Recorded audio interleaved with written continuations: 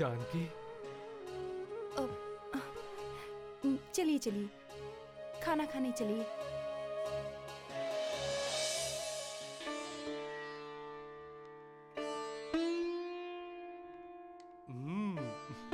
तुम भी मेरे साथ खाना खाओ ना। पहले आप। हम दोनों साथ में खाना खाएंगे। खाओ।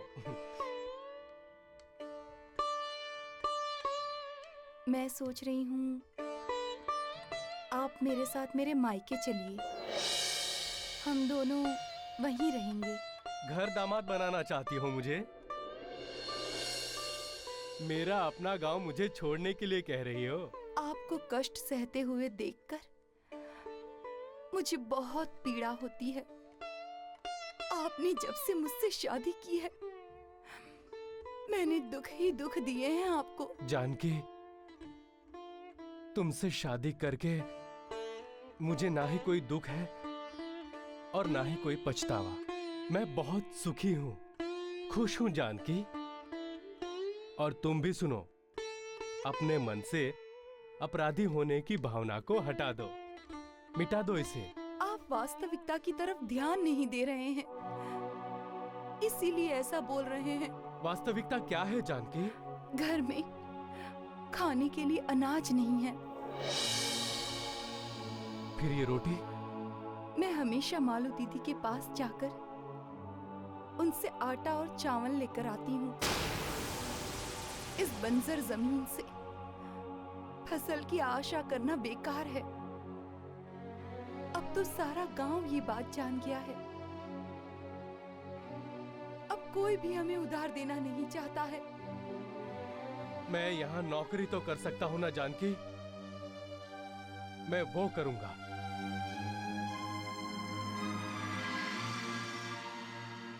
कोई भी इंसान बदलाव का स्वागत सत्कार करने से हिचकिचाता है। यह इंसान का चंचल मन है जो सबसे पहले बदलाव के बारे में सोचकर ही शंकित होता है, और फिर इंसान का अहंकार है जो बदलाव को स्वीकार ही नहीं करने देता। स्वागत करना तो दूर की बात है। जो इंसान हालात की नजाकत को समझ लेता है, जान लेता है, वो बिना झिझकते हुए बदलाव को स्वीकार करता है। कुछ लोग मजबूर होकर झुक जाते हैं और आने वाले बदलाव का स्वागत करते हैं, लेकिन कुछ लोग हालात की गंभीरता को नहीं समझते हैं और न समझना चाहते हैं। वो न झुकते हैं और न ही अपने साथ अपनों को झुकने देते हैं। इसलिए इंसान को वास्तविकता यानी सच्चाई को जानना चाहिए, सच्चाई को स्वीकार करना चाहिए। इससे इंसान के दुखों की तीव्रता कम होती है। हालात से समझौता करने में कोई अपमान नहीं है, क्योंकि हालात से समझौता करके इंसान एक दिन हालात पर जीत हासिल कर सकता है। सबका मालिक एक।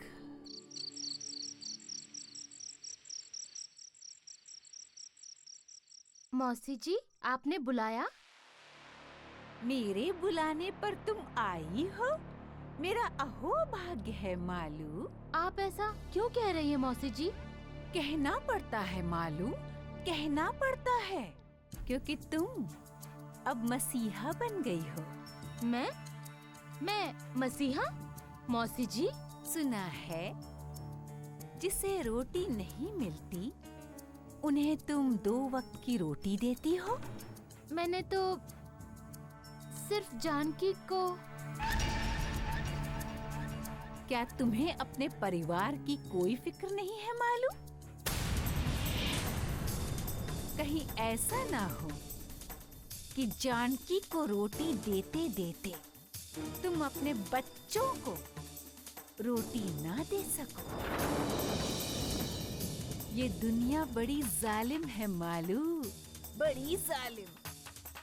पता नहीं कब क्या हो जाए, कुछ भी हो सकता है। कहीं ऐसा ना हो कि एक दिन तुम्हारे खेतों में, तुम्हारे घर में आग लग जाए। मौसी, और सब कुछ जलकर राख हो जाए। बस मौसी बस। मैंने तुम्हें समझाने की कोशिश की है मालू, और मैं नहीं चाहती कि मेरी पड़ोसन दूसरों की भूख मिटाते मिटाते अपनी भूख बर्दाश्त न करके मिट जाए।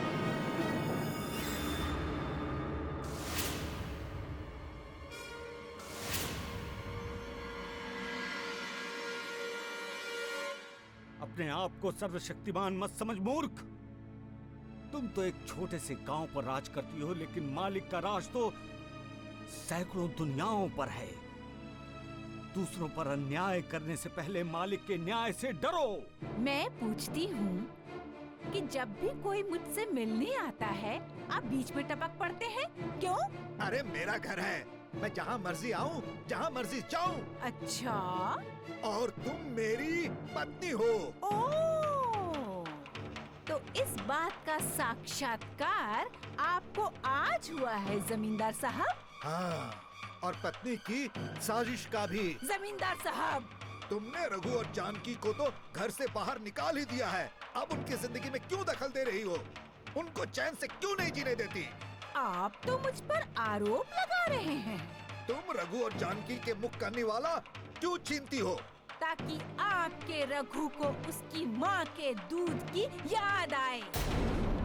उसे पता चले कि बचपन में जब वो भूख से बिलख बिलख कर रोता था, तो उसे मैं दूध पिलाती थी, मैं। और आज जब वो भूख से रोता है, तो उसके पास मैं नहीं होती हूँ। अभी अभी जो मालू दीदी यहाँ से गई है, तुमने उसे भी रघु की मदद करने से मना किया है। हाँ, ताकि रघु मदद के लिए लाचार होकर हमारे दरवाजे पर दस्तक दे। इतना भी नीचे मत गिरो अंबिका कि बिना सहारे तुम उठ भी ना सको। जमींदार साहब,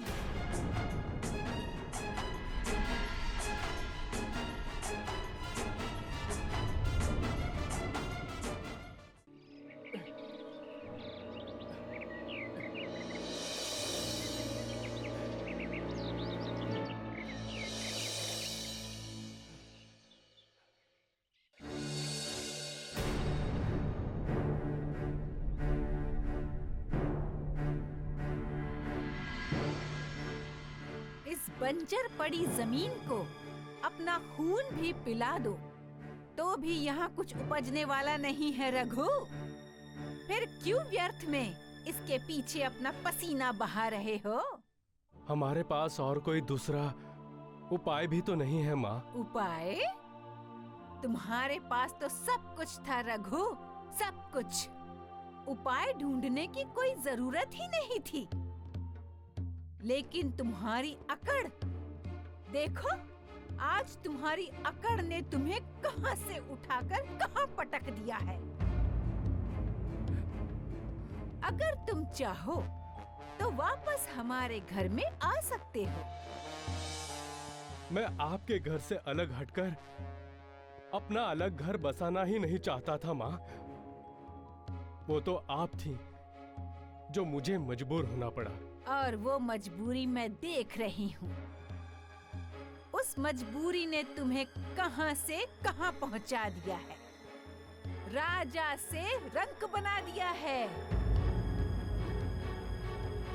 जिस मनहूस लड़की के लिए तुमने अपनी माँ को ठुकराया, देखो देखो क्या दिया उसने। अब बस भी करो अंबिका, बस करो। आप चुप रहिए जमींदार साहब, मुझे बोलने से मत रोकिए। मैं किसी गैर से बात नहीं कर रही हूँ, अपने बेटे से सवाल कर रही हूँ, और देख रही हूँ कि उसके पास कोई जवाब नहीं है। जाओ रघुराम, मैंने तुम्हें माफ कर दिया। तुम घर वापस आ सकते हो। माँ, मेरे साथ उस घर में जानकी तो रहेगी ना माँ? लगता है तुमने मेरी बातों को गौर से नहीं सुना रघुराम।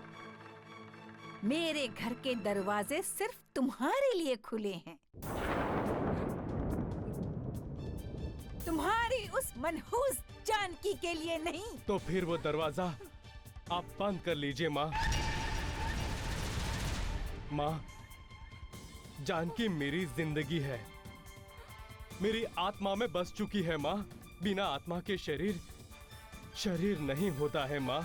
मैं जानकी के बिना उस घर में नहीं जा सकता माँ। चलो जानकी।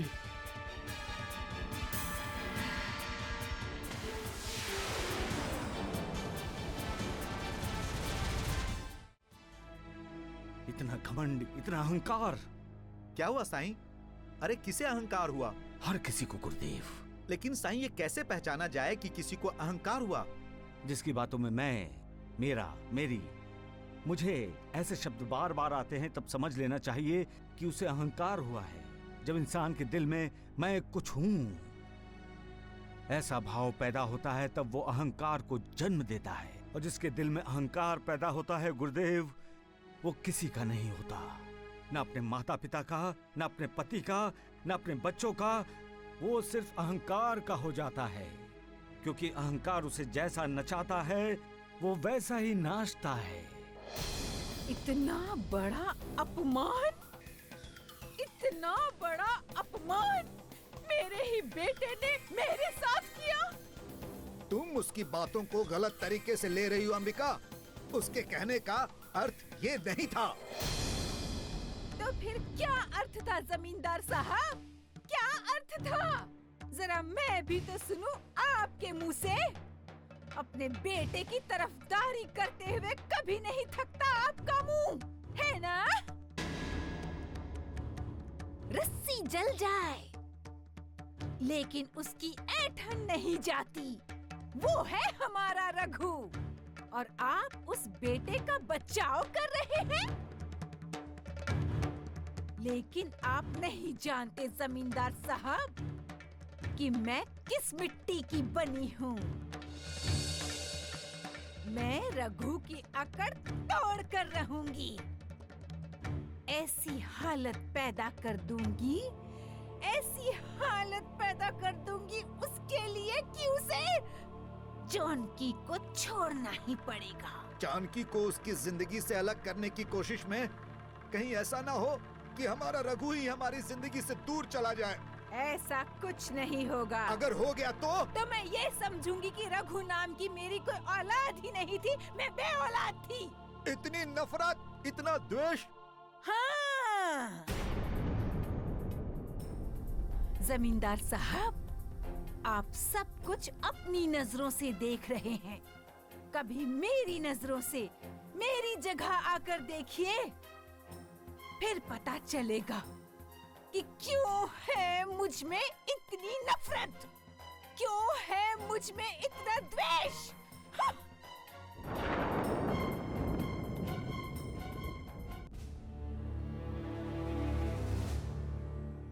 अरे छोटे जमींदार साहब, आप आइए, बैठिए ना। अरे छोटे जमींदार साहब, अब तक आप खड़े हैं? राव साहब, एक काम था। मुझसे पैसे चाहिए? नौकरी चाहिए?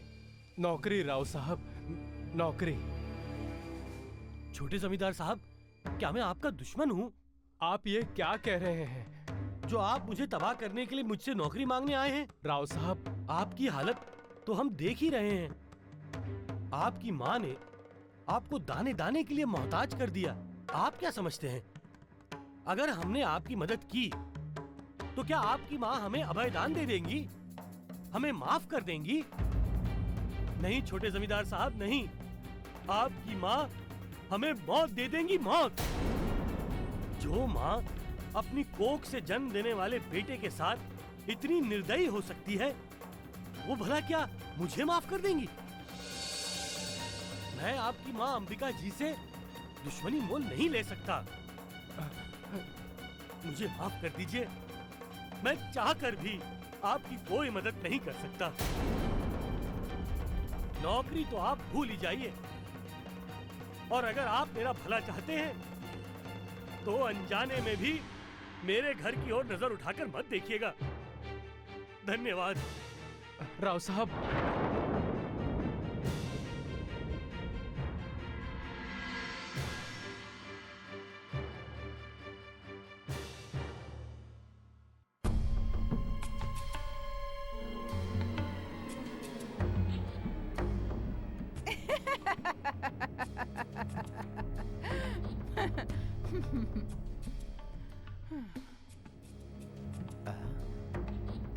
ऐसी कौन सी खुशी की बात है जो तुम हंसी जा रही हो?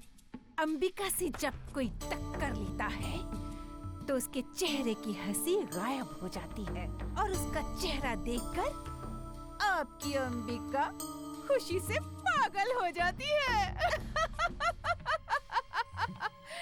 जरा उधर तो देखिए।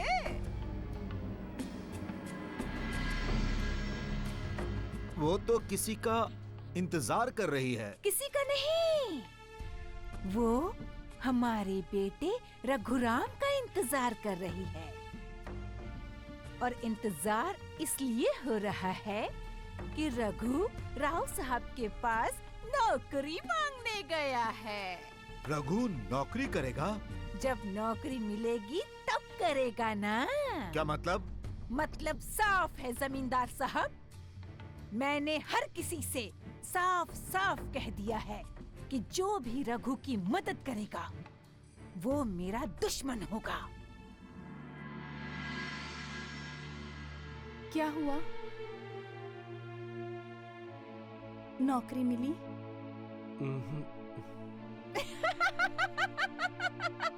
देखा जमींदार साहब, मेरे विरुद्ध जाने की हिम्मत राव साहब में भी नहीं है। राव साहब ने भी रघु को खाली हाथ भेज दिया। अपने ही बेटे की जिंदगी बर्बाद करके तुम्हें खुशी हो रही है? बस अब इस खेल को खत्म करो अंबिका। मैं खत्म करूं? ये खेल तो रघु ने शुरू किया है जमींदार साहब, तो फिर मैं कैसे खत्म करूं इस खेल को? उसने ही सबसे पहले उस मनहूस को अपनी पत्नी बनाकर इस घर में लाया है, तो ये खेल भी वही खत्म करेगा। और ये खेल तब खत्म होगा जब रघु उस मनहूस को छोड़कर मेरे पैरों में अपनी नाक रगड़ेगा, मुझसे माफी मांगेगा। तब तक आप दर्शक बनकर खेल का आनंद उठाते रहिए।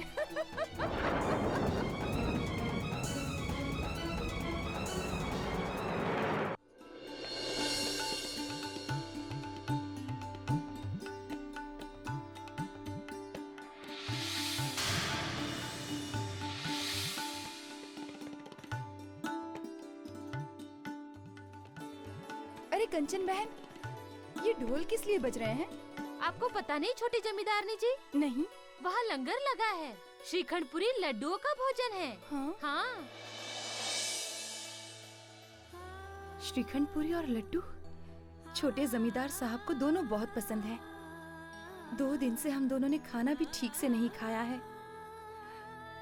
मैं लंगर से खाना लाऊंगी तो उन्हें कहाँ पता चलने वाला है?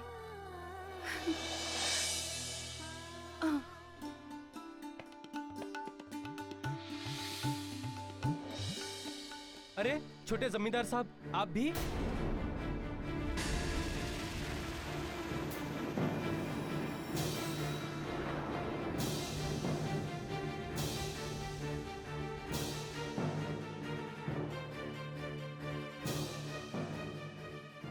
अरे सिर्फ छोटे जमींदार साहब ही नहीं, छोटी जमींदारनी भी खड़ी है लंगर के लिए।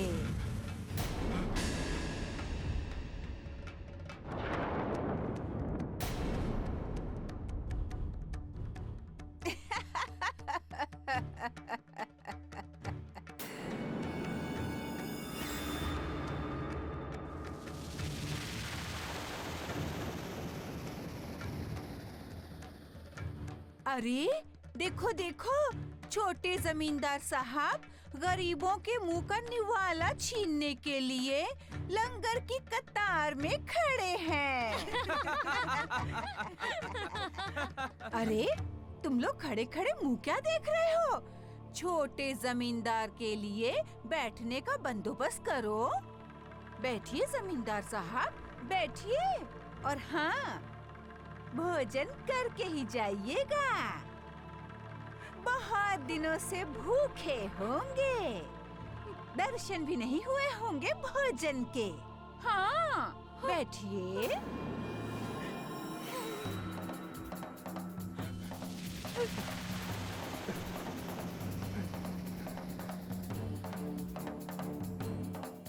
लगता है छोटे जमींदार को हमारी व्यवस्था अच्छी नहीं लगी, तभी तो रूठ कर भाग गए।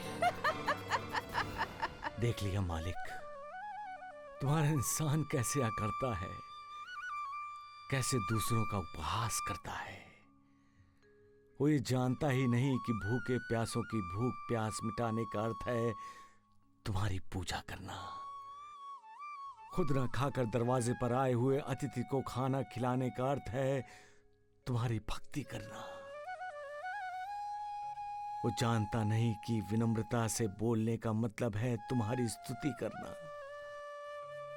मालिक, कौन समझाएगा इसे कि जो अहंकारी होकर दूसरों को ठोकर मारता है, जब वो खुद ठोकर खाकर गिरता है तो उसे सहारा देने के लिए किसी के दिल में हमदर्दी नहीं होती। सबका मालिक